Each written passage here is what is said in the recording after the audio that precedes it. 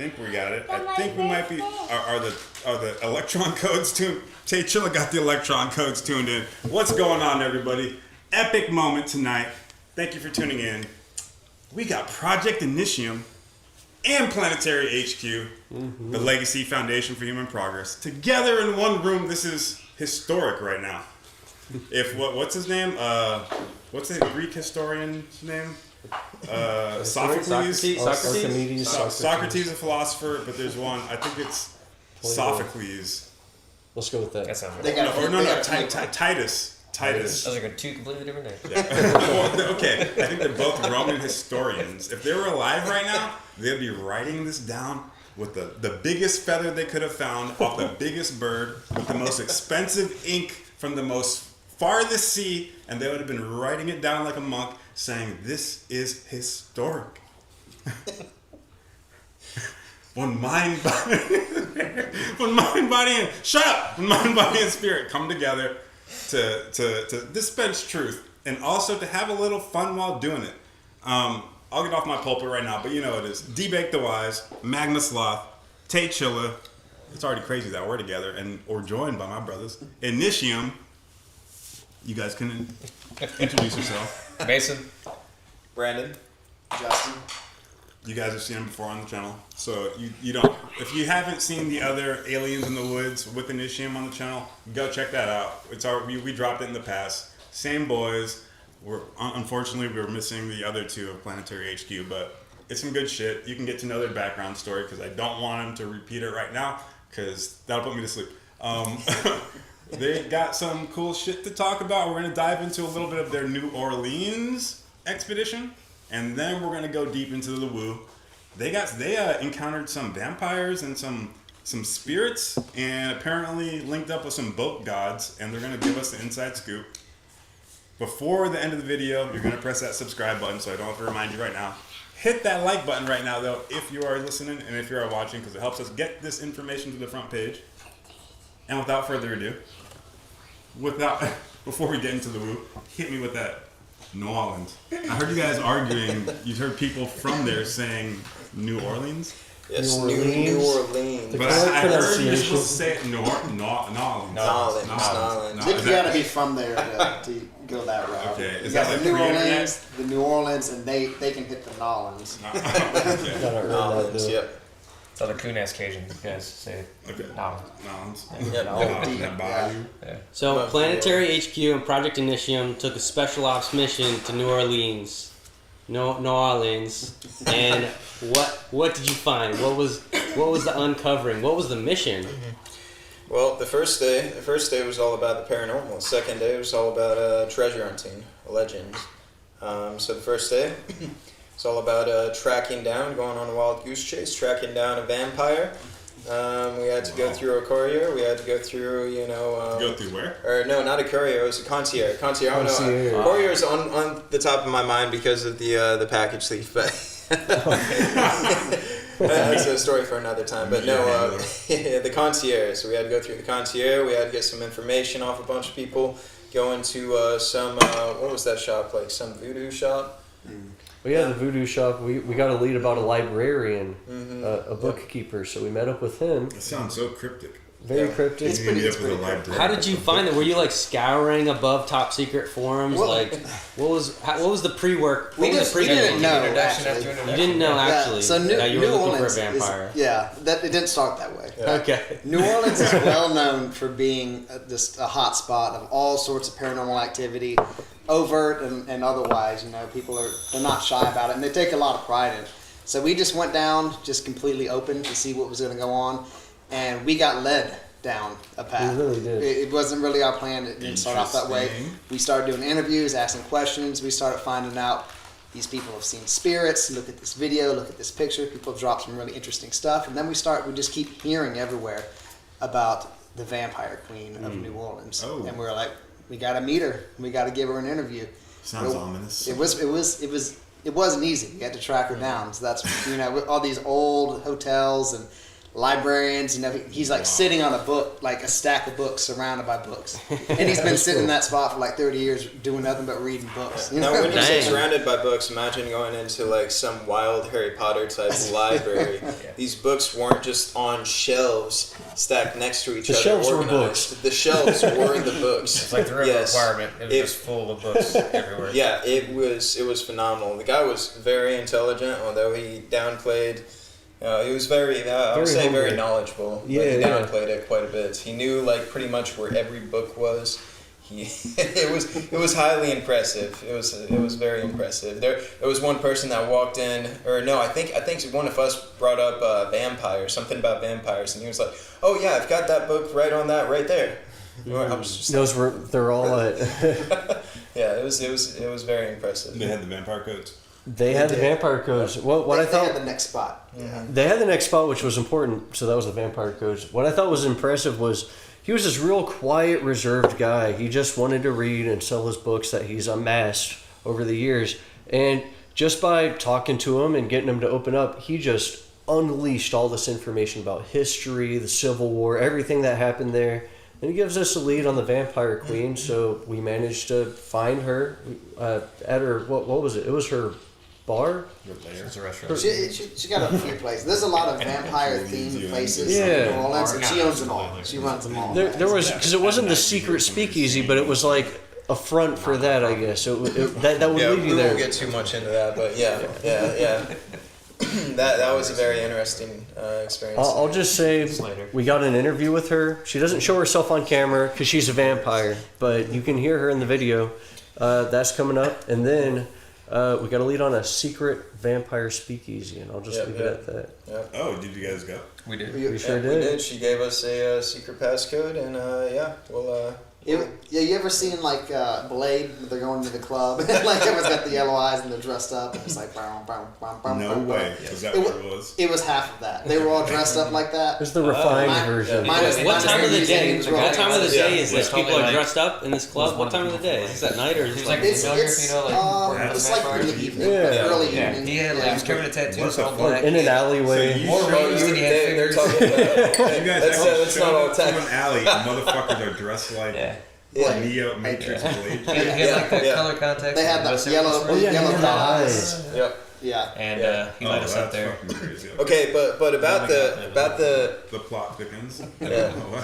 We got up there though. It was all like techno beat and it was pretty chill. damn. yeah. It was very refined. elegant. Right? It was like Elegant, fancy yeah. vampires. It was during the day. Yeah. If it was night, Yeah. it would have been. Old school One vampire. one thing I do want to say about the Vampire Empress, Vampire Queen, she was enormous. All of us were standing around her, looking up like. Oh, yeah, that's true. Big girl. Yeah, she was Like was tall.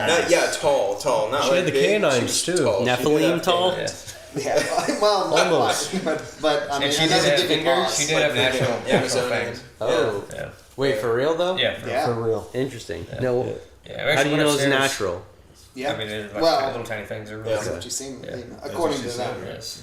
According And to they- That's the them. legend. Yeah. That's And the legend. they have a lot of they really go into it. Like they have a lot of so they have restaurants and bars and stuff. And you're like, oh, it's like an Applebee's downstairs, right? Like it's pretty standard.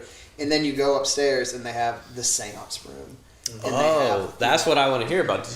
What did you Yeah. hear about the seance room? So we had one of her people come up and they gave us an interview as well and they explained everything. Yeah, she They took have us all kinds of upstairs. stuff, yeah. They have a steak, a vampire steak up there, break in case of emergencies. That was fun. But, Oh, yeah. In the actual room, there's a chandelier made out of tarot cards, and she said this is one of her most haunted rooms in the entire building. And she's sitting there, we're all standing around. She had us all sitting around the table, and all the tarot cards are just kind of going with the natural wind that's in the room. And she's like, talking to the ghost, she's like, does anybody in here stick out to you? And no shit, one of these tarot cards just stopped and turned right toward Brandon. Well, they all Which we- stopped. They all stopped. Which and we just got, one- which we got on film too. Which Yeah. is pretty Damn. cool. Yeah. Okay. Put that on film. There we go. Now watch out for that. It's gonna be a cool experience to watch. Yeah. Now I will mention one thing we weren't able to get on film was the Vampire Speakeasy because we couldn't film in there. It would have been disrespectful to discreetly film in there. We do have But one cool experience. Think you're about to go into that? I was actually just going to mention, I got to try absinthe. I always wanted to try absinthe. And it was cool the way she did it. She had a spoon with a sugar cube, doused it in absinthe, lit it on fire, and it was a little blue flame, looked like a soul. And it just trickled into the cup, melted in. It was delicious. You're like, she whipped out a spoon. You do know Wait a that second. drinking absinthe alongside a captured soul is the ritual, the vampire ritual. Do you not? I did not know that. Let's hear more about that. So, as you said, if it looked like a soul, or It looked exactly like a little soul, a little blue flame as the absinthe ignited over the sugar cube, melted into this beautiful, just tremendously delicious licorice drink. Black licorice. That's why I don't That's what it make tastes absinthe. like. But also, they can make it taste good. Yeah. Tell us about that. Is that really a thing? He's yanking our chain. I'm inclined to believe you whatever you say. So I didn't know if you had any symptoms or has anything changed since the ritual occurred, because obviously it was a ritual. I've had a hunger for red meat. Oh, yeah. Few of us don't have souls anyway, so. Do you find yourself sucking all the blood out of the meat but leaving the... Yeah, I just leave the meat. It's just gray afterwards.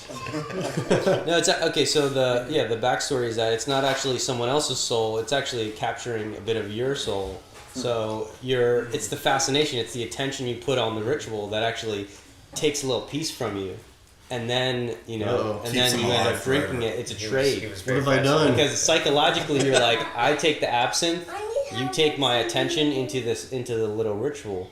You see? How's your inner monologue been doing since then? Vivid, actually. Vivid? Yeah, Okay. I still got a soul. It's on, more on got fire a than ever. soul. My soul, You've got slightly less. It my sounds soul is so on fire they weren't able to take it. Is it just your voice, or you're hearing other voices too? No, just the one I voice. think you made it out.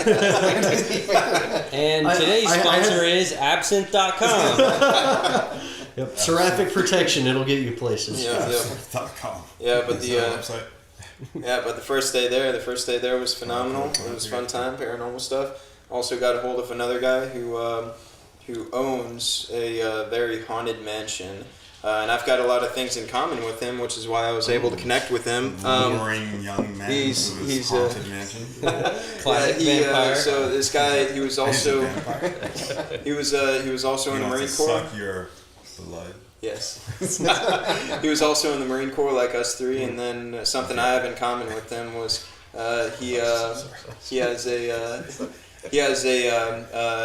started up a Ukrainian unit over there, so that's another thing I have in common with him. Okay. So I was able to message him from my account Aren't since I have vampires those. like in the Ukraine? Yeah, what's that? Or vampire Romania, right? That's like Romania, near yeah, right Ukraine. next to Ukraine. Yep, Yes, right right on south. the border. Yep. But yeah, we have that in. It all connects, man. We had that in common with him, so I went ahead and shot You him had a what in message. common with him? Oh, he covered his eye. What does that mean? One of the coolest things about that day specifically is we went out there, to find paranormal stuff. It's a really wide umbrella, right? Yeah.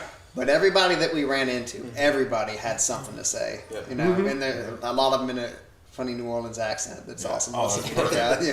And they talked, That sounds like a the money ghosts, all kinds of stuff. We heard about the Rougarou. Rougarou. That was I've heard never of heard of that. that. It's in New Orleans, like Yeah. spirit or monster or something like Yeah. that, right? And everybody had a story. A lot of people had pictures, videos, all kinds of stuff. We got some really interesting pictures. Chupacabra. Lady of Chupacabra photo. That's right. I don't think it was a Chupacabra, but she thought it was. I don't think it was that ever. They all had That was something very to say, yeah. And so if you ever want to find, if you want to find an area that's really open to the idea of the supernatural of all different courses, New Orleans is definitely a hot spot for that. They lean into all of that stuff, and it's very cool to see. It's very cool to see a culture kind of oriented around that type of mindset, exploratory kind of mindset when it comes to the supernatural. Yeah, that's why there's like that social stigma. I don't know if stigma would be the right word, but residue of, the bayou in New Orleans has like that voodoo spiritual sense. And It was really ingrained into the culture. Yeah, and they were all so friendly there too. It was a great change of pace. Friendly, yeah. Very friendly. Even Super we're helpful. in the South. Yeah. We're used to Yeah. people being friendly, but it's just The way they treated us whenever we went to a bar on our last night there, they treated us like celebrities. They were taking pictures with us, and they were like, every time somebody would walk in, they would be like, "Hey, come over here and talk to these guys. Tell them your story." Is it They're because not they from knew around they here." saw you walking around kind of those couple days? So this was like further down, past New Orleans, about an hour down south. Yeah, a on very an small island, town. And so So you just recognize as outsiders, Yeah. and you were walking with Like, they don't cameras. see anyone. Yeah. We didn't even have cameras No for that cameras. night. Yeah, Okay. but we just walked. They recognized us as outsiders. for Sure. And And they then you don't were get a lot asking of about like paranormal stuff. We were and then asking they about kinda getting beers at first, Oh, okay. and they kind of, And they're like, "You want to hear some paranormal stories?" They were asking about what we were doing. Like, country accent came out there. That was weird. But what we were doing around Sure. there. Yeah, they were asking us questions about that, and we were like, okay, well, we're doing a little bit of filming and stuff like that, talking to people, documentary type stuff, and they were very, very intrigued. And they said, "This, oh my God, it's the Discovery Channel." And then they just went wild, and it was Yep. it was a good time. It's like we could have asked for anything right there, and they probably would have brought it to us.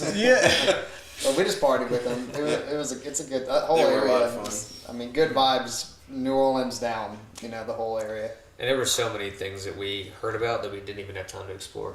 All kinds of Endless stuff. list. Every place we went, it was wild. Supposedly a tree down by us that even if you set it on fire, it won't burn down.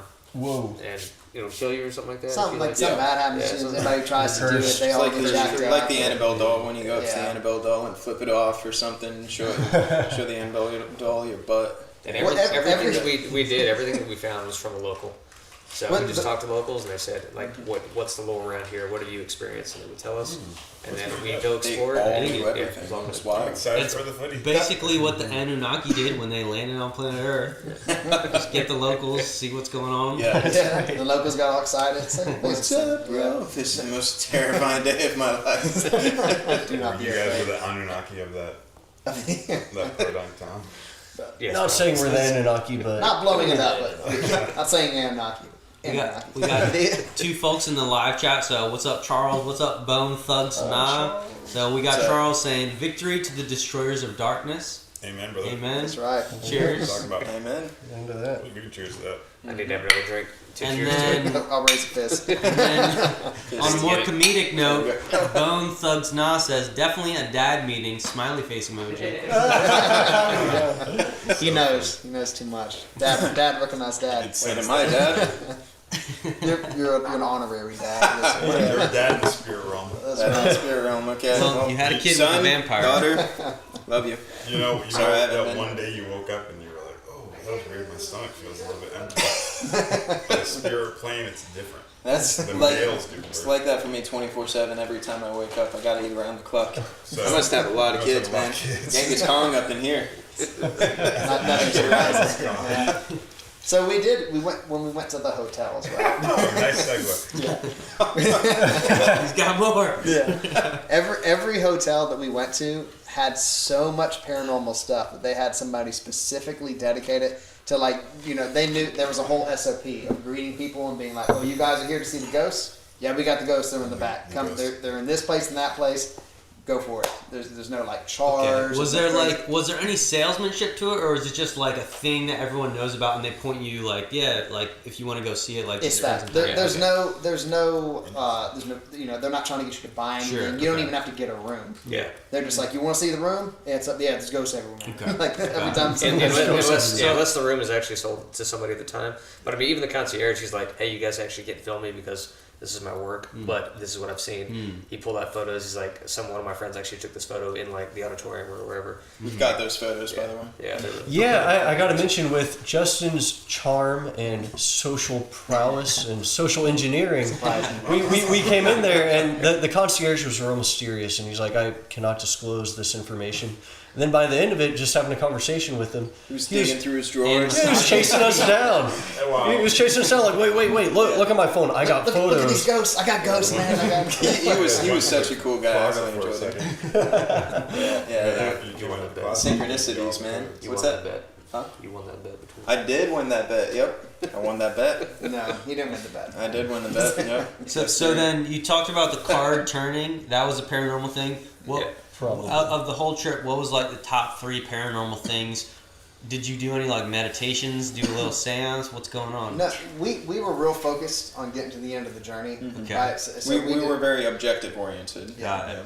We didn't dig into a lot of the specific places. We tried to hit the spot, hear their story, see what they had at that moment, and get to the next spot. We just, there's so much there to cover in so little time. Yeah. It's hard to really get in there because if you commit to something, like day's gone. Sure, You know what sure. I mean? So You did get a grand finale though at the very end. I don't know if you were wanting to mention that or leave it as a teaser for the actual video. Yeah, when But we were at the Bespoke. at the Vampire Speakeasy. Oh, Speakeasy. I don't know why I There called was it a- Bespoke. Yeah, a Speakeasy. spiritual climax to the whole thing. Oh. we can tell them. We did a. we weren't able to record like video and stuff, but we did have. There was like a spirit. What do they call it? Like a tarot reader who was in there. Yeah, Speak yeah. with the spirits. Yes. He was in the vampire bar. That We got some audio. Yeah, and we had him run through a tarot reading, which was interesting. We wanted to see how they. Did it connect personally to or was it a little too abstract? What was the level of? I give it a 5 out of 10. Okay. Other than what the main spiritual adventure was that the Vampire Queen? It was the journey was sort of the point. I guess so it was like figuring out what are we gonna do? What are we doing here? Okay, Well, so that's the main thing.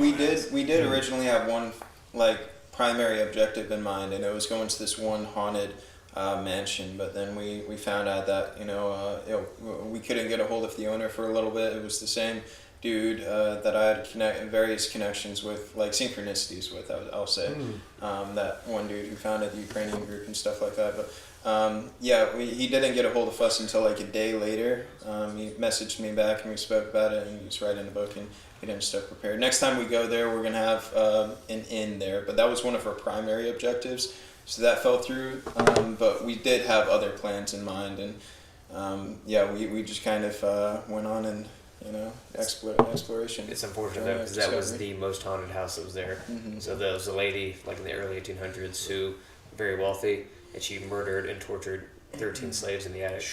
And that guy, he's a famous ghost hunter. He has a show and everything like that. He bought the house, and he's writing a book on the house right now. So it's unfortunate we couldn't go in there because there's a lot of history to it. It's on the list. Yeah. Okay, so other than the external, what's the coolest rabbit hole and alley you went down? Well, I think What? it was the interpersonal connection. That's what I want to know. What happened behind the scenes? yeah. Interpersonal things. What could you have done better? What did you fall short on? Did you guys get pissed at each other? Did you guys start loving on each other? Did you guys start laughing at one point? What? I think it was just a lot of me and Mason, every time we went past this, well, not every time, but we saw a bar and we were drunk. I was fairly out of it by the time we got to the library. So let me get a fish bowl. Let me get a hand grenade. Let's try everything. That was early in the day too. I'm on vacation, bro. It's a mixture of vacation and of course work. So we wanted to. We just had the time for our lives, man. We all we had fun with each other, and then we had fun with the locals. They were all just so much fun. Yeah. They weren't trying to sell us anything. They were just trying to tell us these stories and get this stuff out there. And Very authentic. it was so authentic. You felt the authenticity there too. Whenever you experience these people. And they were proud of their city. Oh, they were and their very history. proud. Yeah, that's what made it so great. It was how proud they were of it. Yeah, very sincere, genuine people. Day one, I would consider it a success. It was just that spirit of adventure, going into a completely foreign, new place. The streets were wild. If you haven't been to New Orleans, right there in the middle of the city, it gets so freaking crowded. At one point, I had my whole what do you call it, a shit rig, all my cords and wires and everything hooked up on my chest, and going through this crowd, bumping up against people. A wire got loose. It kind of messed up the audio on one of the interviews, and we salvaged it. So got the best parts. But keep that in mind if you go traveling in New Orleans. You are going to be shoulder to shoulder with people. There's one point I got stuck in a crowd. I couldn't get out. There's one lane of people flowing this way, and then the tides changed, and one lane of people flowing this way, and I'm like, oh, trying to force my way through. I got camera equipment and all that. I couldn't do it. You got to power through. Yeah. We look back, and I was like, oh man, what happened? Because he's gone. I was like, he's gone, man. I went back there. The city has him now. I went back there to try to find him, search for him. Went on a Tyler search there, Magma Search and search. rescue. Yeah. Magma search and rescue right It there. sounds like sort of the Hogwarts alley where they go buy their wands. That sense of like adventure and It's that very but much also so. a lot of pea smell. You know? peace. A lot of pea smell, yeah. Probably the Muggles. Probably not. That's the the Muggles. Muggles, man. Muggles, yeah. Yeah, but I mean, our first day was great. Our second day was also pretty day great. 2. Got some really nice synchronicities there. I don't know if you want to talk about some of the synchronicities. So that was all day 1. Yeah, so the paranormal stuff all day 1. The second day was treasure hunting. To day 2. So day 2, we were bent on adventure. When we were back at the library, the book collector guy, he gave us a lot of lore and backstory on Jean Lafitte. He was a bandit who, at the time, had amassed a fortune there around New Orleans, and he ended up getting in trouble with. I'm going to butcher this story. He got in trouble with the law, but the Navy actually hired him, if that's right. Yeah, I don't know if the Navy was formed around that time. Yeah. So the way the story kind of went was Jean Lafitte. He was a very well known pirate. I can't remember his place of origins. He was over there in over there in Europe, Spain. Yeah, he came from France, I believe, and he was exporting illegal foreign goods back and forth, and that's how he amassed his fortune. Yes, France, but Smuggler. Yeah. The dude. So I mean, the legend around him. He's a pretty cool guy. Has it that he's a good-looking guy, very, very intelligent. He's very savvy when it comes to military strategy. Great personal fighter. Yeah. We went to a bar where he fought 4 men in a row, back to back, killed them all. Yep. Then went back to drinking. Right next to the well. We got to see that spot right next to the well, and we also got to interview the server that spoke to us about that experience. But that was pretty cool experience. But yeah, Jean Lafitte, famous pirate. He repelled British forces back in the day after he was hired on by the U.S. The president actually came to speak with him, asking him for help to repel British forces, because the British came to him originally and they were like, "Hey, we want you to help us be our in to You're fighting over this criminal." These guys. Yeah, I mean, in history, this was actually going to be a major victory for the Brits over there in New Orleans. If they could actually get in and take this area, like, that was going to be a huge hit on the U.S. So Jean Lafitte, like, people don't talk about him enough, but he was a very significant figure when it came to repelling the forces and sending them back home. And it kind of saves that part of the U.S. If I recall, I feel like he camouflaged like British ships that were full of U.S. soldiers or something like that. He was using dirty tactics. Yeah, and he brought them into the swamps. They weren't used to at the time, something like that. He brought them into the swamps and took them from there, because he knew the swamps like the back of his hand. He was a very smart guy. Knew everything there. He's arguably the best pirate that we The have. best You pirate. always hear about Blackbeard and everything, but this guy, I mean, he's Jack just Sparrow, he's like Han Solo. He's just cool, man. He's just The first swamp person. Yeah, he also didn't dress like a pirate too. He dressed like a royal. Yeah, he dressed exactly like a royal. Would you say the old money style? I say that's a good way to put it. Yes. You probably look fresh. So we went down there. We went to learn about Jean Lafitte. We went to go see some of the places that he operated on. He operated on an island, and he would do all his smuggling and his pirating. And then they got taken over, I guess, by the U.S. government. Essentially, they threw him out of the Navy. So they had to bury his treasure fast. Yeah, they had to bury his treasure fast on this island, and we wanted in the Navy built a fortress on top of his old fortress, and they just started operating out of it. Oh. So we wanted to get to the island. We wanted to check out his old fortress and the old space he operated out of, and then we wanted to do some of our treasure hunting that we do on that island, see if we could find some of the stuff that he left behind. that'd been Because there's lots of rumors that he left a lot. There's people that come out there all the time looking for this stuff. However, this island had been blocked off by the current day U.S. government because it's It's falling apart. it's falling apart. So before the is 1800s, it and safe? after hurricane has hit it, so it's Yeah. falling apart. Yeah. Kind of dangerous, mosquito ridden. So we had to get Extremely, onto extremely. the island, but you don't want to swim it because It's it's a little like too far out. how many miles It is was, it? it was a mile, but Yeah, it's it was actually a mile. shark infested and it's a major throwaway for boats. Yeah, so Choppy water. you'd be like Currents. dipping and ducking and dodging giant ships coming through the Gulf and stuff. So we had to get a boat. Was the bottom line. And we didn't have on one. Memorial Day. On Memorial Day, yep. And there were no boats available. Like to- Oh man, that morning we were eating breakfast at that one joint right on the strip. I don't know if y'all remember what that place was called. It was cool. It was just like a strip of land extending out over Yeah, the that ocean. was the Grand Isle. The Grand Isle. That place was Yeah. cool, and there's just the locals live there, way up on stilts. There's a little local place. We're eating breakfast, and we're trying to find a boat.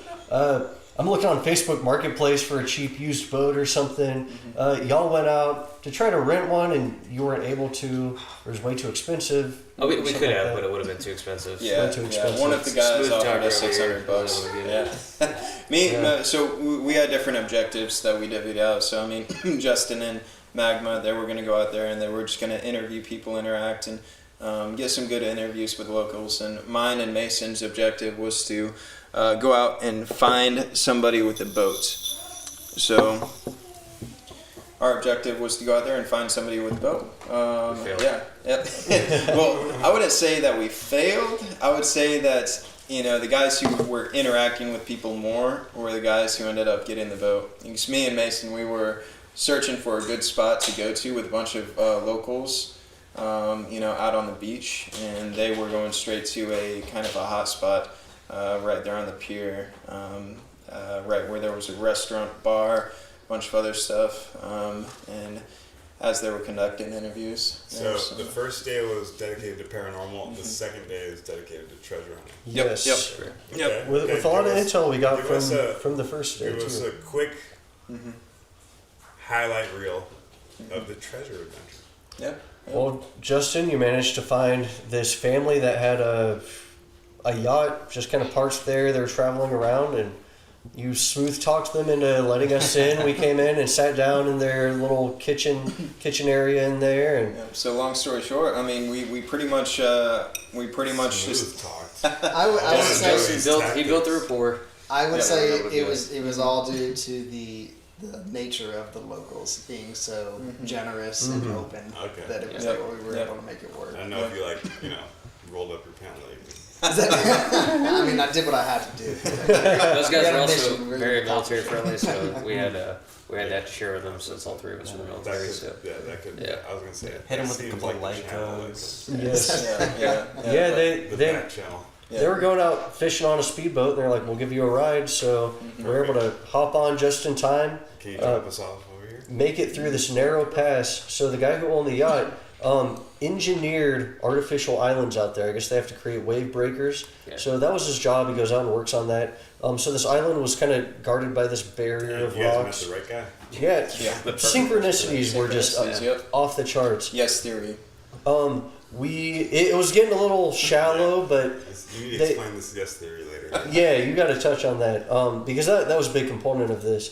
The water was getting a little shallow, but he was able to drop us off on the rocks. So we're walking on this narrow strip of boulders up to the island, and I don't know if y'all want to get into exploring the island. We got some good footage of it. Yeah, well, we can get into it a little bit. So I mean, it was pretty big. It was pretty big to walk on. Yeah, to walk on. Yeah. I won't say it was a big island, but it was just like too big to walk on for an entire day. You would need at least 2 days. It was like a desert island you would see in like a cartoon. Oh, or something. Yeah. there's no Yeah. trees. No trees. It was Yeah, a couple bushes, like, a little bit of vegetation. A couple of iconic trees, Oh, like okay. desolate. It was trees. hot. Yeah. The When we fort got itself had billions of mosquitoes. Oh, it's more than I've ever seen. You in can my see life. them on the camera. It's like a moving and swarm. walking. We were just attacked the entire time. Yeah. And we brought Repellent didn't work. we brought repellent. You know, we were prepared, but they were eating it. Not for those They were like mosquitoes. They're like, smoking holy it, shit, getting meat. high. Like they Real were. blood. They were rugged mosquitoes. At any moment, you know, we would have like 50 to 100 mosquitoes on us at a freaking time, and we would just be smacking each other. Well, There's and a look, mosquito off my back, and I was there Exotic screaming. blood. You got I was very upset. McDonald's, fast food. they're sucking all over him. They couldn't believe He's it. gonna live forever. Yeah. Yeah.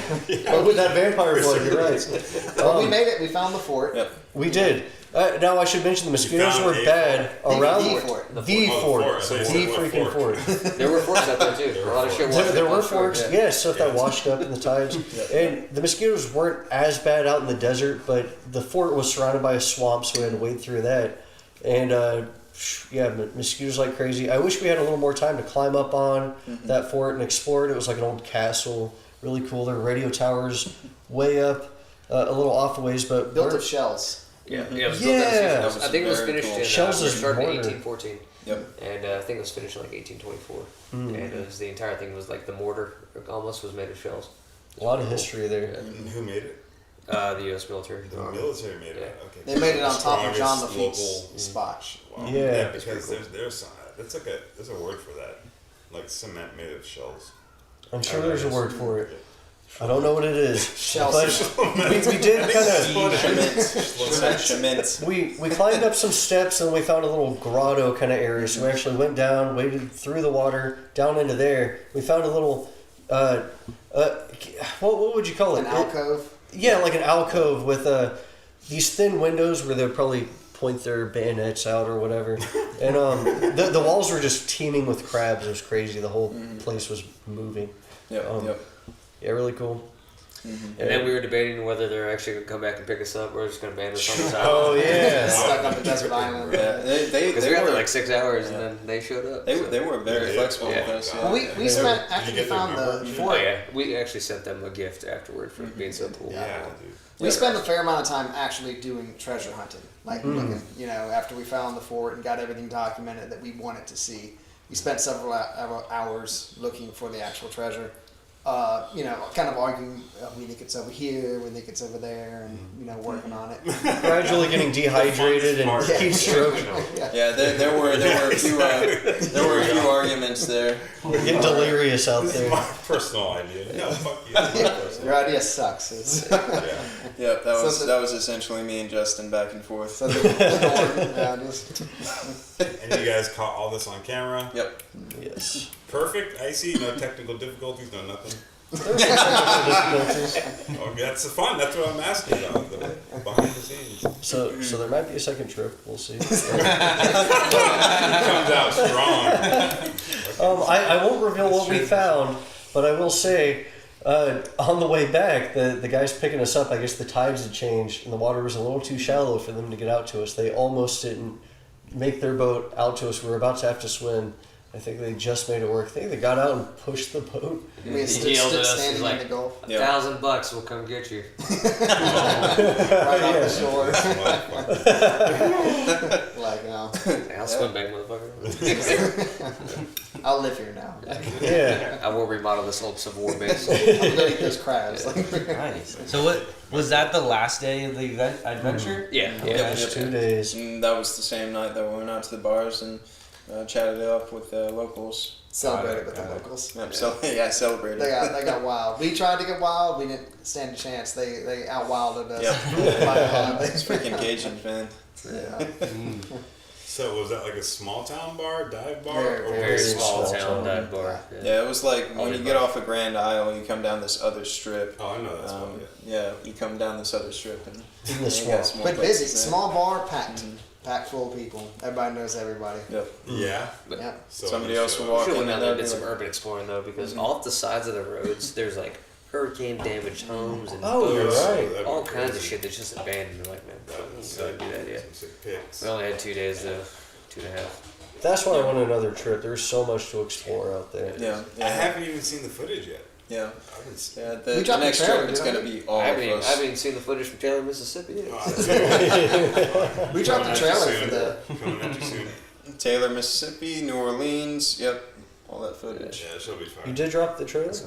Did we? Not yet. No, We have the trailer. We have some. 2 years. Oh, 2 years. In 2 years, you'll get it. You'll get it.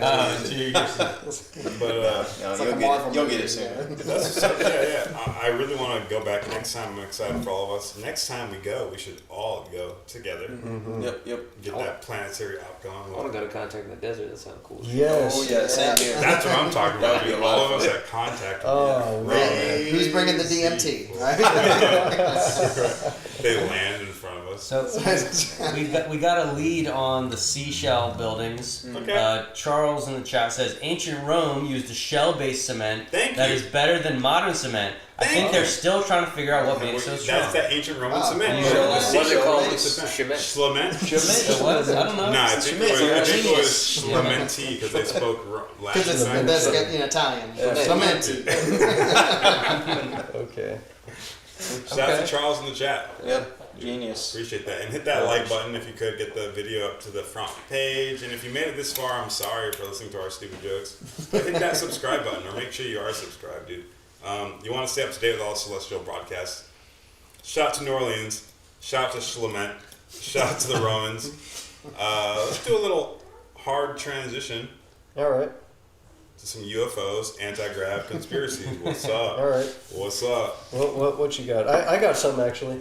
Oh shit! I want to talk about this this Atlas object that's been penetrating our solar system. There you go. Bunch of bullshit. All right. Bunch of bullshit. So check this out. Go Recently, straight into it. astronomers have taken photos of the stars, high exposure, and you can see it looks like they stitched like 5 or 6 photos together, and you see one star just moving across a dotted line. It's another extrasolar object that entered our solar system. The third one that's entered our solar system since we've had our eyes on the skies.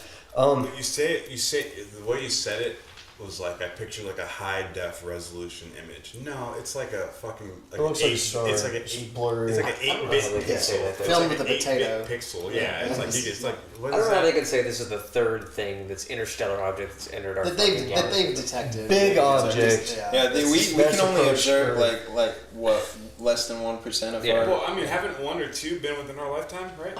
Yeah. Yeah. We just had a moon. Yeah. Isn't Yeah, that one of them? Moon was one of them, yeah. Yeah. So this one is apparently 14 miles wide, and it's going to pass right between Earth and Mars. I want to hear your thoughts on it. I got Bull a stuff, wild, dog. I got a wild take on it that I've heard about this. Oh, I got the wildest. Coming take. past You got a in, wild take. October, I'll right? help you. All right, Wait, all wait, right. wait, before you drop the wild take, Yeah. what's on the most normie level? What's weird about it? Why is it unusual at all? Because it's being the direction that's coming, it's actually being obscured by our sun. So Yes, they think, yeah. they think one of the famous Harvard physicists, and I can't remember his name off the top of my head. Avi Loeb. He thinks it's an alien craft because of its trajectory. I'm like, what the Yeah, good Yeah, point. okay. We're Why? gonna touch. We're gonna clarify that more. Yeah, because I just don't see why that would make him think that just because its approach, and that he thinks it's an alien craft. Well, yeah, Okay, because A moon was supposed to be an alien craft. okay, so- Big ass rock. so with the orbit of it, That's what I'm saying, dog. the trajectory it's already at, they're able to calculate the gravitational fields and all that, and it looks like it's going to pass kind of close to Mars, close as in still like thousands of miles away, but closer to Mars than Earth. But it's timed just so perfectly where you got Mars here, the Sun here, and Earth is orbiting, and just as this thing passes through, it's like, whoop, it's completely obscured by the sun. Like sun in the middle, this is the object. It's like, whoop. It's just our vision's obscured by the sun. So the theorists are saying they're dropping some payload on Mars, and they don't want us to spy on them and see it. There was a less than 2% You know, it's like- chance of that path. I heard.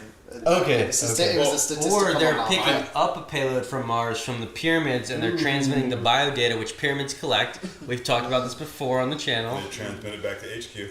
Oh, so they're doing like a quick It's harvest. routine. of that. Oh, yeah, Harvard. It's a Routine. data collection from the local pyramid system. Routine.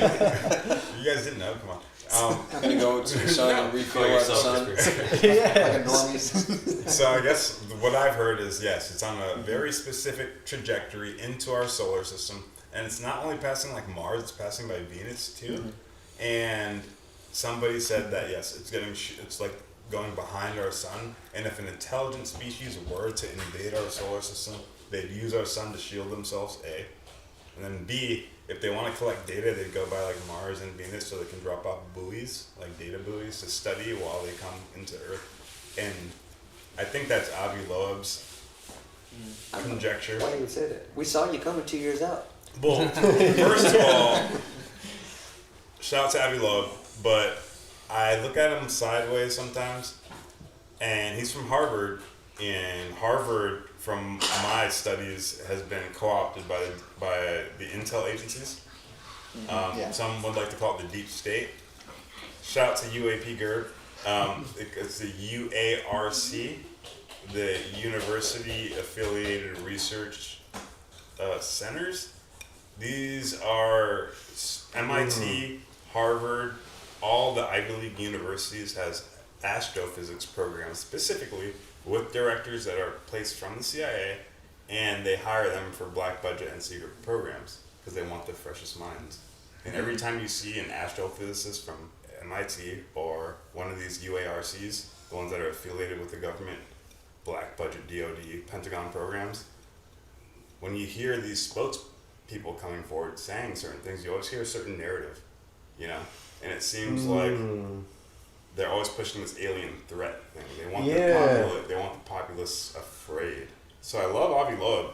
He goes deep, but I'm always skeptical when Harvard astrophysicists are talking about aliens because it's always about threats and because they're connected to the DoD, the Pentagon. So That's it's what like Jeremy Corbell says. thank you. That Steve Greer. They're all hip to this. They're like, beware. Yeah. But you It's know, gonna be the big psyop. and so if he was part of that, and the media is also already compromised, who do you think they're going to pick to be their spokesperson and put it all over frontline news? Right.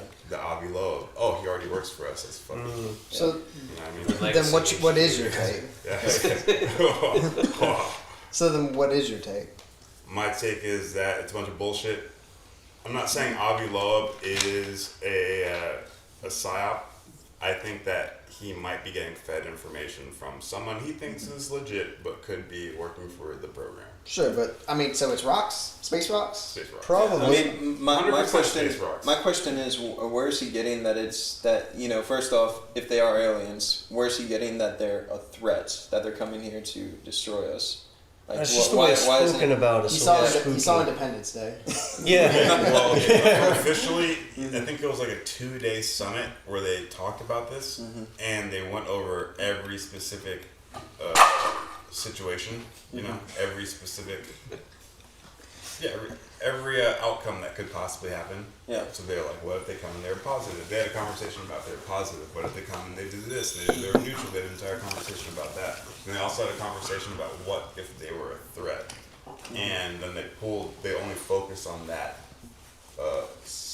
session. They then kind of just pulled- reinforced and each pulled other. The Did a risk assessment. article. Like, these are guys who are a threat. Yeah, if they were a threat, and they used that article based off that. So they weren't saying they were a threat. They were doing like a thought experiment about what if they were a threat. But that wasn't the only thought experiment. They were doing thought experiments about other things. So that's the snippet. So they that was just one part of the conversation, Yes, and yes. they just took it and ran with that It one. made part. a sensationalist headline. I see. Okay, I see what But the happened. CIA knows that will happen. You know, so Yeah, well, they're trying to muddy the waters, and they're trying to make it seem, all this convoluted, Get but they us want to afraid. keep that part at the forefront too. Get us Yeah. afraid because they're really the angels from the Bible, and when they come, it's going to be good. And the government will lose power. That's why they want us afraid. Which angels from the Bible, though? The good ones. We don't fuck with the bad ones, not the bad ones. They don't call the good angels angels.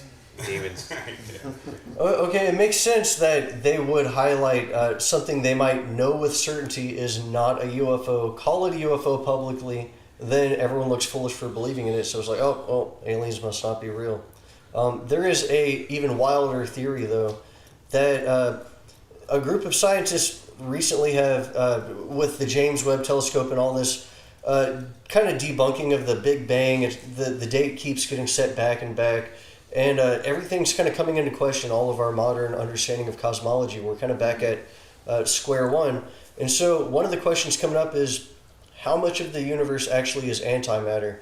Now, some scientists, I don't personally put too much weight into this, but some scientists posit that half of the stars out there, or probably half of them, because it's balanced, half of the stars are actually anti-stars. And this antimatter, when it makes contact with matter, just explodes. It just evaporates, whatever. But a giant glob of antimatter, they proposed could have left one of these anti-stars, and due to the what's it called, Leidenfrost effect, where when a drop of water is preserved on a hot pan because steam surrounds it, this glob of antimatter could be surrounded by a thin layer of matter preserving it, and it's hurtling into our solar system. And if it were to get pulled into Mars would just explode. It would cause a catastrophic reaction with the sun, which would start sending out solar Wait, flares. you're saying this thing could be a glob of antimatter? That's what some folks are saying. And It would make a bomb so big it would disrupt even the planet's the movement. CIA using Hollywood scripts on the population. Yep. Exactly. I've seen this one. it's probably the funnest theory out But there. Avi Loeb did come out, I think yesterday or this morning, talking about the new data scans. Did you see it? Said now the object has like 4 data points that he has like a scale of 1 to 10 on if he thinks if an object is intelligent or not, an interstellar object, and it just got bumped up to a 6 out of 10. What did it do? Slow down? It reminds me of the DEF CON scale back in the day. Yeah. You know, they were fucking putting up the scale too. He said that now there's no observable trail or Like a tail? Oh, that's pretty weird. Yeah, and then like when they scan it, the it's weird. They said like the light The light codes. prohibits or not prohibits. What's the right word? It shows off. It showcases unusual types of EM fields. Like the spectral lines or something? Little anomalous light like, Yeah. readings or whatever. For that they're coming off of it. Yeah. There's another word that's like posed, but it's not. Spectroscopy? Yeah, well, not that, but yeah. Jesus. I don't know a lot of words, but I definitely don't know that one. So did anyone read Avi's paper yet? Have you? I put No, it I on my just- pillow last I just wanted to point that out. I was hoping one of you guys said. I put it under my pillow Because, last night. Yeah, So I urge the That's all you viewers. gotta do. Obviously, what the news has done is like focused on the most sensational part, which is Exhibits. basically Exhibits. like it's Avi Not says an photos. alien Okay. craft is coming here. But I do like once you actually read the original article, I think you'll probably gain a little bit more respect for Avi, and you'll also start to see, more importantly, that the idea of Harvard scientists engaging in this subject, actually seriously considering aliens, UAP, is a big turning point in You're right. the whole UFO field. And even the rise of all the congressional hearings, the fact that Congress is now writing laws using terms like non-human intelligence, non-human craft, and recovered crash retrievals, is a really big. It really is. I would say, I guess, in terms of government disclosure, it's different now that they're writing these laws about it, and the Congress members are so involved. So I don't know how up to date y'all are on that, but Yeah, no, they haven't stopped talking about it. I don't know if you call it a cultural shift or a legislative shift or something, but it's this stuff they went from like, you know, people disappearing all the time when they talk about it to now they won't shut up about it. Like every time I turn on the TV, there's somebody in there, you know, doing the alien thing, and What's the alien thing? talking about aliens. You know. Yeah. You got to flail a little bit when you talk about that. Mess up your hair a little bit. It's a little suspicious. yeah. You know, I don't really. It is. I mean, call me a conspiracy theorist, but I don't always trust the government. You know, and so when they tell me something, I take it with a grain of salt. Obviously, if they start pushing something heavily, I start questioning motives. Yeah. Well, seeing as how they've been trying to bury it for, since the 1940s when it first came out, and every single person that came out and said, I've seen this, I believe the aliens are real, your conspiracy theory shit crazy, or they want them dead or anything like that, to now do the complete opposite shift, and now, oh, by the way, you guys were right the entire time. There actually are aliens. There's something's out there. These things that we see that we can't explain, that don't belong to any government that we know. It's something's up. Yep. But do you think is it possible that like the cat's finally breaking out of the bag, or do you think it's totally engineered, or is it a little bit of both? I don't know. I don't think the cat would be out of the bag unless they were forced to let it out. Like something was coming and they had no choice now. Yeah. Yeah, they'll lie all the controls to the been end. Like an alien comet is coming, and that's why. All the control's been in the aliens' hands this entire time. And Well, they get to. I mean, if we're gonna go deep, be completely conspiratorial, this could all be a conjectured narrative. You know, it all could be a conjured narrative. Sure. We still don't have the Epstein files, you know. That's, Yeah, okay, yeah, whoa, ways whoa, on whoa. You're fucking me up, dog. I was literally my segue. I was about to be like, but and then he's dropped it. Yeah, but the Epstein files. Too much synchronicity. I mean, it's a big deal. Epstein, his number one interest was his two favorite interests besides underage females and males, I guess. Yep. Was the Casimir effect, which was anti-grav. It's when you charge one plate negative, one charge one plate positive, and in a vacuum they chase each other. That means free propulsion with no fuel. You know, he was obsessed with this. He hired one of the most famous pop culture astrophysicists, Lawrence Krauss. You're about to see his name a lot more. He was doing the tours. He's the household astrophysicist, you know? Okay. And he was actually holding scientific conferences, international scientific conferences, inviting the most advanced anti-grav astrophysicists in the world to these conferences for Jeffrey Epstein. Directly paid the entire conference. And luring him in, Stephen Hawking and Bill Gates, they're both part of these conferences. Stephen Hawking's like second in command for the science. What? I thought about the midgets and Stephen. Stop it! No, you're breaking me out. But yeah, He's gonna get demonetized. Yeah, right. Exactly. No, Bill Gates. Yeah, you know, his second in command for scientific research is in Epstein's will. Stephen Hawking is on the Epstein files on the flights. So Many other scientists. He did a bunch of work at Harvard, didn't he? He did. Epstein himself. He had the keys to Harvard, keys to SpaceX, keys to Victoria's Secret, all kind of crazy It's stuff. very big into eugenics. Yeah, and the number, eugenics number thing, too. two interest was eugenics, Yep. and we just learned John Ramirez during the podcast rounds on Area 52, Jesse Michael, all these big podcasts. He's saying the CIA has a higher classified thing than alien spacecraft. He says they're tracking people who have alien DNA, alien blood in them, and then he actually said we're all hybrids. Some people have more DNA than others. Those are the elites. The Yeah, Nephilim? that's what he's referring to. And he said that's the highest CIA priority right now, to track who those people are and keep tabs on them. Maybe that's what the COVID stuff was when they swabbed everybody and saw everybody's DNA. That's They- 23andMe. Yeah. 23andMe was They- mysteriously started by secret money, and They they're sold now all that shit. defunct, and they're selling it to a private party who they won't disclose to. Yeah. It's the CIA. Come on, bro. How else would they fucking track Yeah. your DNA? It gets crazy. So Epstein was obsessed with that genetic anti-grav, and he had a sovereign nation called Terramar, which is a logistic company. It was all about shipping containers and large ships filled with shipping containers that went around the entire world and visited the Antarctic a lot for some fucking weird reason. Pretty weird.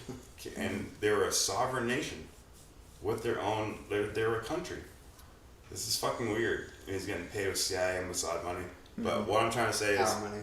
I think he was an entire operation to pull in scientists to work on black budget anti-grav UFO programs. I'm sorry, everybody out there, but the cliche, nerds are not really good with the girls. So there's sexual repression there. They bring them to the conferences. They're working on these big DoD. Hey, we have a secret program we want to talk you into. Oh wow, I'm a physicist. All of a sudden they bring out the girls. And they're like, oh man, I've never had girls before. Oh, they start freaking out.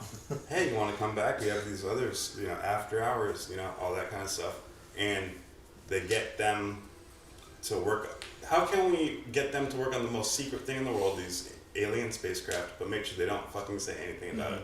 We got blackmail on them. They won't ever talk about it, but they're going to keep working on the anti-grav. And I think that's what Epstein was running. Yeah, the more you look into it, I think it's clear that this was some big honeypot operation to get scientists, brilliant minds, trapped in a situation with blackmail where they could put their minds towards secret science. I mean, that's one thing it seemed like Epstein was really into, was secret science with the genetic experiments and cloning out in his New Mexico ranch. And Crazy. pretty wild Yeah, stuff. that stuff was wild, yeah. So you He's trying to you be can like- control a scientist if you have the blackmail on the videos. And it's unclear what Trump's motives are. I would love to hear some opinions on this. I've heard a lot of different theories. Potentially, he is Did you using hear what he the. said this morning? Or He said something this morning? About, or yesterday? New Jersey drones. About the New Jersey drones. Really? He came out and said the New Jersey drones, I know all about them. I know who did them. I know what they were. But I can't tell you about them. Like, it's above me. I thought he said they were all sanctioned flights for like DoD. That was his first statement. Yeah. And But then he this said, is a new statement like a couple new days statement, ago. Yeah. And then he's like, I can't tell you about it. Just don't worry. It's not a problem. You're safe. Well, and you know, with the whole Epstein situation, there's a big Mossad connection there, and he's trying to kind of iron stuff over with the Israeli-Palestinian conflict. So it seems like if the Epstein list comes out, he loses his leverage to be able to maybe make some kind of political negotiations that could be some incentive. But it's interesting. I guess Tulsi Gabbard was briefed on UFOs or something like that, and She made a statement. she made a statement. It was something along the lines of like, I didn't see anything that I'm able to discuss. Stuff right now. That's as vague as it gets. Yeah, I can't say anything right now, but when the time comes, It's like I didn't see anything that I can talk about right now. So it's like, so did you see something? Did you not see something? Yeah, Beautifully vague I statement. don't know what's going on with the whole Trump Epstein stuff because I personally believe that he himself is not in there because if he was, it would have been exposed during the last, since 2016. Yeah, anytime they could have attacked him politically. His opposition would have Maxwell used just that confirms against that. him. Yeah, Maxwell just confirms that he wasn't really complicit in activities, at least within her. She did, perspective. but she also got a new cushy Yeah, jail. she's also so, pushing Oh, for yeah. pardons. so it will, Yeah. we'll see. It's not like you can trust what a child sex trafficking shows. Yeah. So, but the Maxwell string is so interesting. Her dad, yes, her dad is former Mossad, Adrian. A lot of people actually think that she was the mastermind, not Jeffrey Epstein. No, she was. She was the Yeah. boss. She's the Epstein handler. worked for Yeah. her. For her. Yeah. You know, but. But with the Trump But I'm stuff trying to lead it coming to the out. Antarctic Nazis. Yeah, we'll get into that. But let's bring it there. Or keep going though. Yeah. What I was saying does not tie into Antarctic Nazis. So you Okay. take it. No, I want to hear your detail. Everything does in the end. I was just fucking around. What were you saying? Yeah. Oh, I'm saying that Whatever direction you go, I think it kind of no, does. through my work experience and things like that, when Trump came out and said that everything was a hoax and the people that had the files for the last 4 years, what I think probably happened was the people that were in office the last 4 years, the Biden administration, all those people, obviously very corrupt. You can make fake videos. We've had that way before AI. You can make fake videos of somebody and you can put them in there. Our government has that capacity. So if they maybe fabricated evidence and put that in there, so when he was not in the files, he was in the files, but not in the actual, context of doing anything with kids. Yeah. They could have made the evidence and put that in there. So maybe that's why things haven't come out yet. Interesting. I don't know. Are you saying? Wait. What? You can saying make- fabricated you can Trump make evidence. fabricated in there. video. This is like 6D fucking. I won't. through my time in the military, I know that's I get. capable. No, I'm not. Oh, trust me, I know. getting into where it is, I'm not but yeah. naive. I know Yeah, they're. but But you- if you you're can and do it, if yes. you're holding onto documents That's hot take. that say you're the bad person, and you're about to have to hand over those documents to someone who will take them and be like, oh, this is your enemy. What other thing would be better than filling those documents with saying, With no, bad actually, evidence. you're the bad person, Yeah. and putting them in there as insurance that you're not just going to get in and just release them. Yeah. Because you're saying, as soon as I get those documents, I'm going to release them. And you get them, and now the documents say, you're the bad person. This is fucking. Okay. This is the darkest arts known to the cosmos. Deal with the darkest people. Yeah. So, I mean, it's if I was a bad person, I would it's do something that. I would do. yeah. This Well, it's like, logical. yeah, it's like. But tell at the work same there, time, yeah. it's like just say that. Yeah, but that's the Yeah. other aspect of it. Is he took it and he was like, "Oh, there are no files." It's like, well, don't It was like the biggest say gaslighting that. ever. Yeah. Yeah, because in 2016 he was saying, ask Bill Clinton Got who my moved the name. island, with Jeffrey Epstein, or ask Prince Andrew, and now all of a sudden when he's back in power, 2025, he's like, yeah, no, that shit was real. So it's a lot. It has to be a lot of speculation because there's a lot of things that don't make sense. Yeah. And all we have is speculation at this point until we get some other drop or something else, Well, we did also get a drop that Jeffrey Epstein was also an FBI informant too. So Yep. that just came out yesterday. We already knew. That. Really? Well, we knew it was with the CIA and possibly Mossad, and now also the FBI. So pretty Yeah, much it was- every intelligence agency that we have. It was confirmed, hands down, this recently. Yeah. And one of the things I've heard as people have looked into just the whole situation, apparently Melania Trump was introduced to Donald Trump via Jeffrey Epstein. He kind of introduced them to each other, hooked them up. I've heard that. I don't know if it's true. Now, I don't know if it's entirely true. I don't know if it's true or not either, but the person who put it out, Melania, or Trump's wife, Melania, wrote and said, "This is a lie. You made it up. Retracted. Now I'm going to sue you." But they retracted it. Yeah. So that doesn't. I mean, that means whatever it means. Okay, because I was going to say Yeah. one perspective on that could be that Trump found out about all the dark operations of the human trafficking, drug trafficking, weapons, and all that, possibly because of Melania, and that could have been why Epstein and Ghislaine Maxwell were busted during Trump's first administration. I don't know. They could have been exposed during that time period because he got a lead. Yeah. But yeah, it's unclear what all's going on there. Is Epstein even dead? Now that's the question. That's the other topic. Yeah. You know, did they get him out of there? Are they Well, still doing it? There was drone footage above on the island that spotted somebody that looked identical to Epstein leaning up against a truck. Yep. Also on top, so they got that. Also on top of that, then when Pam Bondi comes out saying that the security footage in one of the biggest prisons we have in the United States hasn't been updated since 1999. It's like, I don't believe that shit. Yeah, right. Also, the earlobes. It's a pretty good excuse. It's always the earlobes. What And the about the nose. earlobe? And the nose. And the nose. You see, What- like the what'd dead you say body of about the Epstein earlobe? versus him alive, and there's some very prominent features. It's that just don't- a they don't match. Mission Impossible mask. Yeah. Classic. So, they have those, right? So, I didn't know. I don't know how good they are. They're They're really incredible. good. They're incredible. So, like, I think it was like the 1980s. I have to look it up because I'm butchering this, but I can't. Wow. Yeah, I can't remember the girl's name. They But perfected the fake mask. yeah, they had the fake mask, and she was giving a brief in front of the president, and the president knew her very well, but she was wearing one of the masks. She sat right across from him and talked to him the entire time. He had no clue until she took the mask off. That's And amazing. that interaction's on video. Yeah, Oh. and that was like in the 1980s or early 90s. Okay. Something like that, yeah, so I can't imagine what it was like now. Damn. Yeah. So, I guess That's cool. a larger question that normally comes up in my mind. What's up? I was gonna say. I'm saying, remind me of... We're having fun, guys. Come on. You left and came back at night. Live little. I took off my human clothes and came back in my real form. I'm just saying, I'm a Trekkie till I die. It reminds me of Star Trek, how they put on the faces of the local population before they beam down, I'm just trying to make it fun for the guys. We got tinfoils hats talking about pedophiles and computers. Come on. Well, let's get into some philosophy, top level philosophy around.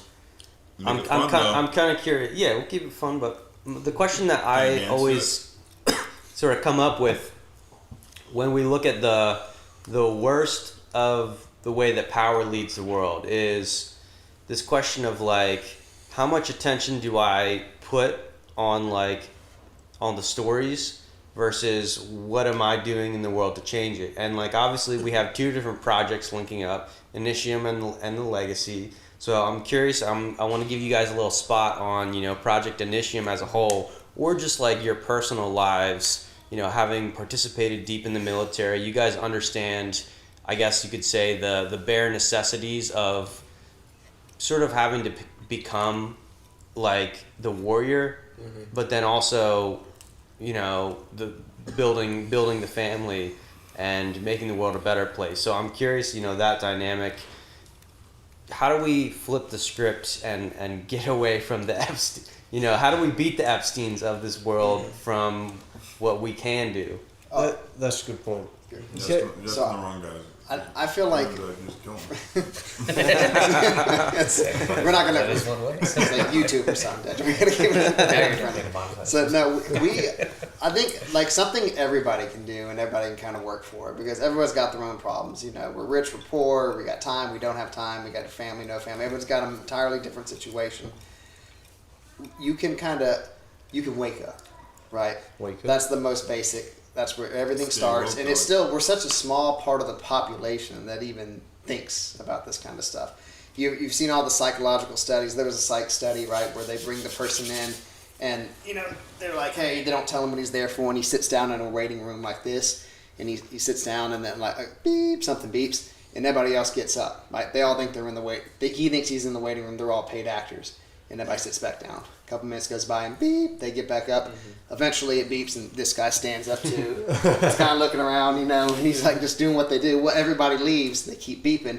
And he's just in there by himself, standing up every time it beeps. Somebody comes in and it beeps, and he's standing there like, "What are you doing?" And he's like, just this empty mind, confused.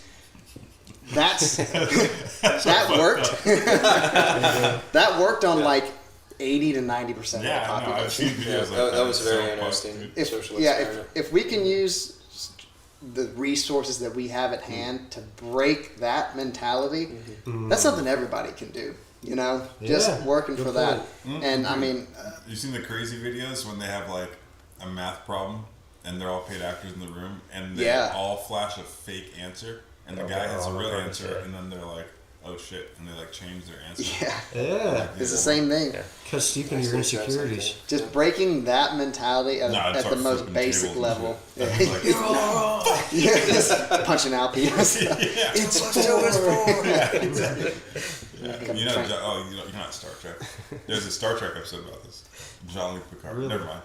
well, it's all the same idea. There was 4 lights. Yeah. My Trekkies know. I know that one. Okay. That's like a cultural reference. Exactly. Yeah. But that idea that that's like on a most basic level. I feel like that's something we can all do. Anybody who's kind of awake to this stuff, that just wake up the people around you a little bit, break them out of that mentality. Now you're talking them light codes right now. There you go. Speaking that truth, baby. Yeah. You can break out. If you're listening to this, if you made it this far, you can break out. You can. I know it's hard. You might be white knuckling it through reality, but there is salvation. Salvation is, in community, in progressive community, wanting to hit your potential and helping others do the same. If we all did this together, that's the purpose right there. Unfortunately, or fortunately, the world is fucked up. If it was all perfect, it'd be boring. It'd be better than what it is now by far. But there are problems to solve, because once we get a billion years in the future, and we're all wise wizards, we're gonna be longing for the times of when there's actual problems to solve. And that happens normally on every planet. It's called evolution. And guess what? You happen to be born at this moment in time in this evolutionary scheme on this planet. There are problems to solve. So, if you're listening to it, wake up. If you fully self-actualize, you might be able to... Oh, Epstein's already dead, right? So it's stabbing Epstein yourself. Take him out. I'm not calling any fucking murder. I'm not calling action. It's a joke, guys. Relax. Fully actualized. Yeah. No, but you know what I mean? You can hit it's a joke. It's a bad joke. You guys can hit your potential. You guys can hit your potential. That's what Planetary HQ and Project Initium is trying to do. I like how Justin was touching on that. He got me inspired. So There was another aspect, another thing that I do daily, and it's something that kind of stuck with me after the military, because there are certain things that you have to do in the military that if you go into this robotic mindset and you're not paying attention, you can miss certain things. So you get into a certain routine every single day in the morning. You get up, you make your coffee, you go outside, you lock your door and stuff like that. And when you get in the car, you can't remember like half the things you did. So something I started doing again a few years ago was I would, when I was doing something, a normal routine in the morning, I would tell myself in my head, okay, I'm grabbing my energy drinks. I don't drink coffee. I drink pre-workout. I'd be like opening up the fridge. I would say this in my head. I would say this in my head. I'd be like, all right, I'm here. My hands. I'm opening up the fridge, grabbing my drink. Yes, and then I would lock the door. And when I locked the door, I wouldn't just lock the door and then walk away. I would look at the door for a second, and I would be like, locking the door. You know, it's getting yourself out of that robotic mindset too. A lot of people get into that robotic mindset, and then that bleeds into everything else. And then that's why you hear everybody saying all the time, "Time flies by so fast." It's like, oh my God, I'm already in my 30s. It feels like, just yesterday I was 25. So every action is intentional. Yeah, you have to make every action. It's like working out. For me, whenever I work out, I work out with intention. If I just work out going through the motions, you're not going to make gains as fast as you would is if you're doing curls and you're paying attention to that bicep and you're feeling every muscle fiber bending and just contracting and all that. When you feel it and you're paying attention to it, you're actually controlling things are within your control. So you maintain more control the more you actually pay attention, the more you pull yourself out of that robotic mindset, and time isn't going to fly by as fast. You're being present. You're being present. Yeah. Present. Simple. Fuck robots. They caught us straight. Let me catch you sleeping, robots. That's an incredibly potent, simple thing that all of us can do every day is just be here now. Be present in the moment. Be mindful of what you're doing. And maybe you won't find yourself getting caught up in a social engineering experiment. Yeah. Or getting pimp your booty hole out when you're 13. Imagine the shame of being that guy the rest of your life. Like everybody's sitting around the couch like, man, look at this dude. He's like the epitome of like being like the guy who's standing up on the couch. Like, what an idiot, man. What a dumbass. He's like, he just has to live his life knowing he was that dude. He was the dude who stood up when the beep went off. Oh my! You're bringing it back to the beep. The crazy thing is, like, hey, you're the beep dude, you fucking idiot. The boys sat around and talked shit about you yesterday. We didn't even know you, bro. I'm 100% certain he went straight back to that robotic mindset afterwards too. Like he came to the realization right there, and he was like, "Oh my God, that's wild! I can't believe I just did that." And then afterwards, factory reset. That fluoride stare. Factory reset. He goes back inside and he drinks that fluoride water, and he's straight back to that robotic mindset. When you lack motivation and purpose, you tend to become a pure consumer. Mm-hmm. That's what you're like relegated or reduced to. Your life is you become reduced to this consuming. Consuming from corporations. We're so easily controlled. Like I was talking to Brandon about this on the truck today because remember Noah Yuval Harari talking about how we're all hackable animals now. Yeah, I think most people thought that meant on like a bio, engineering level. I think it's more a propaganda, mind rape level. 100%. Like I've, we know how to control. People think like you can buy like chemicals. No, it's not what you're talking about. That's the real. They have hacked the human brain. Mm-hmm. They know the way. I mean, we've done it for generations, centuries. Like how we've brainwashed people and how we've gotten people to admit to things that they didn't even do because we've broken them down so much. And I think that's exactly what he meant. Our entire planet, for the majority of the planet, can be easily controlled. Yeah. Easily controlled. Yeah. And there's SOPs for it. That's how predictable it is. It's like, if you want to do this, here's the script. It's crazy because the more I learn about social engineering, I'm getting into private investigating, working up to get my license for that, and the more I learn about social engineering and hearing stories about what other social engineers, private detectives, and these pen testers are doing, it's crazy, just how easily hackable humans are in the social sense. So there's no telling just how deep they can go when it comes to hacking humans. It's pretty wild stuff. Yeah. Mm-hmm. And you get them to act outside of their norm, like outside of regular security protocols. You can make a security guard just let his guard down completely, and just with simple patterns of speech and get past them. It's like prompting ChatGPT.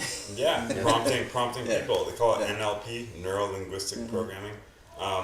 Call them NPCs. Yeah. That's what the majority of the population is. But you're talking about them negative light codes, and we're over here trying to give them positive light codes, because you can still do that to people, what you're saying, that negative way, but you can do it in a positive way too. Instead of injecting and keeping them in that negative state, you can inject a light code in their mind. When I say light code, we got this funny thing, we call them light codes. They're images in your mind that make you do good things. That's what we call positive light codes, you know? Like, some people think like, oh, I'm gonna rob this fool and get one up on him. It's a negative light code, because in your mind, those are images of light. When you think of a cup or a shoe in your mind, you think of it in full color in your mind, you know? We call those images of light, that your light codes. You're detracting from God's will. Yeah, and when people say stupid shit or operate off stupid shit, you're like, oh, he's operating off old light codes. Bunk light codes. He's fucking got the bunk light codes. So that's what we're saying. But the negative, you can do it the negative way, the Machiavellian. They call it what, the dark triad, manipulative. That's what has been practiced on this planet for such a long time. But we're here to try to inject you with the new light codes. Is what I'm saying. You don't. No longer must you stay a sheep or a slave under the shackles of the corporate bondages of the elites. The gateway now is open. As of you hearing these words, the door is wide open for you to take back your personal sovereignty. Amen to that. And we can band together and fucking take it back.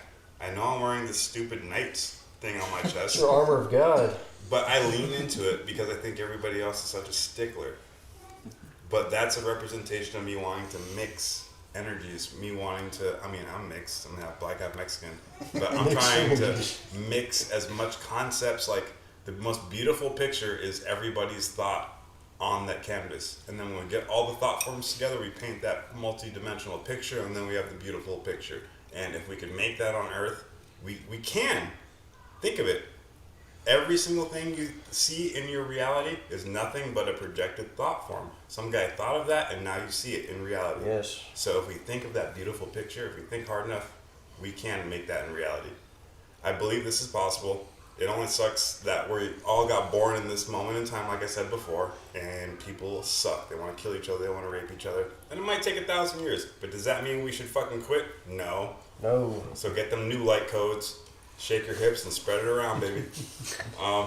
This is Planetary HQ. Anybody else got anything else to say? I think we can wrap it up right now. Yeah. My final thoughts is touching on what you're talking about, being susceptible to mind control. We need to maintain our integrity as individuals and our identity. And what happens in a mob mentality on either side of the political spectrum, when you form a mob, you succumb to that mob mentality. And although we live in a modern world, we are still very much affected by the post-World War II era of communism versus fascism. And what it really comes down to is massive institutions, people we don't really know making decisions for us. But we have to make those decisions for ourselves, build our communities, encourage locally owned businesses. And we need to come together and just have integrity, think for ourselves, work for ourselves, and build the world we want to see. Yep. Stay active, stay motivated. There's a little story about two frogs hopping down the side of a road. They both fell into a carton of milk. And one frog is hopping, and then it just gives up. And the other frog looks at the other frog that just drowned. And it's hopping, and it turned that milk into butter and hop right out of there. You guys can be that frog. I love that. Yep. You guys can be that frog. Fuck the thing, man. The one frog you stay alive to create the rest of humanity. That's right. Updated light codes, though. That's what I'm saying. So update your fucking light codes. Planetary HQ, Project Initium. We out this bitch. Oh, outro music until Jay Chiller presses. Sorry. I cut off Let me Jay Chiller. get one in. I got Psych. I got a light code from on high. Sorry for in the doing Planetary that. Matrix. I didn't mean to cut you off. The Planetary Matrix downloaded this into my consciousness, and it kind of touches on, I think, a lot of the topics that we were getting into today. And what it is that in the movie The Matrix, there's that guy who gets woken up out of the Matrix, but then he betrays Neo, and he's like, I just want to go back to the Matrix. I want to forget. Like in the Matrix, I can eat steak. The rat, yeah. You know, and he's like in the he's like, I'd rather go back to sleep and just like be happy and eat steak in the Matrix, because I don't get that outside the Matrix. And so what I'm relating this to is that I forgot about that. when we're talking about some of these darker subjects about the conspiracies that rule the world, the power structures on Earth, I think it's like there's a level of awakening where you're not quite over the threshold, And when you hear how bad it really is, how much of a matrix you're really in, you kind of would rather just not hear about it. And you'd be like, let's not talk about Epstein. Let's not talk about this. Let's not talk about this. And unfortunately, it's like, it's both true that like, it feels like we're powerless sometimes when we engage heavily and consume these subjects, and it just gets us down like, man, the world is so bad. But when I'm talking about awakening and crossing a threshold, it's that like, I think what we're all trying to get to is be conscious of how terrible it can get, but be more inspired and gather your own power to feel like you can actually make a change, even though you're not the majority, and then start doing that on a minority level, a grassroots movement. And that's what we're hoping to do. You know, we have 1,700 subscribers on the YouTube channel, but we know how that grassroots movement can grow and upgrade and change and multiply and go exponential. So that don't ever throw away the possibility of the exponential growth of humanity when we do band together and take back our power. But we do need to install those new light codes and get past, you know, yes, the world is terrible. We need justice for these injustices. We need people working on it. We need to give them the support. We need to give them the media time. But then also, we need to install the new light codes into our local fellowships. You can't forget that part. Don't forget that. And go, Tyler, you got it? Yeah, because it sounds like what you're saying is it's kind of pointless to stress out about what is beyond our control, but you don't want to be ignorant to it. You don't want to live your life in ignorance. But while there's a conspiracy of darkness corrupting our world, there's also a conspiracy of light working for our success. We got all the heavenly hosts above us backing all of us who are trying to make the world a better place, and I believe that. Yeah, and believe that there are people in the government that do want to change the paradigm get past the old power structures. Absolutely. It's not the level I'm personally working on. You know, we're focused on galactic politics and ETs and spirituality, and that's the level I'm choosing to work on. But I recognize and I believe that there are humans installed in the government who are ready to get them new light codes. And I think that's part of what we're seeing with the UFO phenomenon in Congress and them wanting to know the truth of everything that's been hidden. So those are my words of power for the people. Thank you for watching, everybody.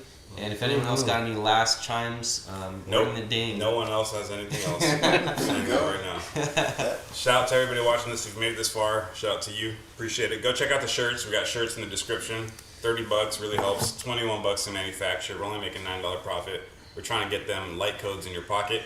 We're trying to get a Mind, Body, Spirit app. And, you know, apps cost more than $9. So if you could help out, that would be cool. We love you guys. We're actually planning some retreats coming up soon and some conferences coming up soon where we're going to do some live podcasts. So we're going to have a Q&A session with the crowd. We'll let you know all the info about that in the future. We got a song coming up. We got a couple songs. I'm holding a conference tonight in the astral realm. I'll probably be at Teotihuacan. If you want to meet me there, I'll be there in the... what is it? The iridescent feather headdress. Okay, I'll go to bed so I can meet you there. Yeah.